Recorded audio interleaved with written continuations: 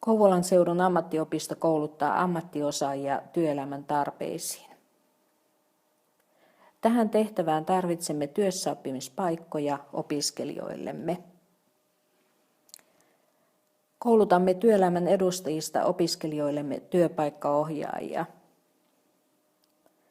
Työelämän edustajille voidaan tehdä koulutuksessa osaamiskartoitus, mikäli työpaikkaohjaajalla on jo opiskelijan ohjaamisesta kokemusta ja osaamista, hän täydentää koulutuksella puuttuvaa osaamistaan.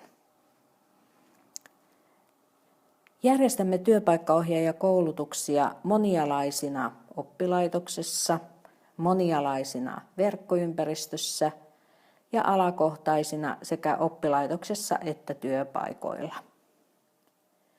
Usean työnantajan työntekijät osallistuvat yhteiseen ryhmämuotoiseen koulutukseen. Työntekijät voivat saada myös koulutusta omalla työpaikallaan, joko ryhmissä tai yksittäin.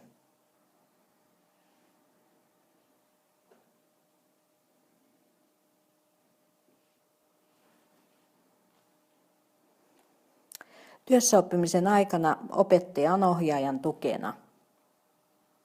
Hän auttaa osaamistavoitteiden ja ammattitaitovaatimusten konkretisoinnissa sekä opiskelijan ohjaamisessa ja arvioinnissa. Ilmoittaudu oppilaitoksemme työpaikkaohjaajakoulutuksiin.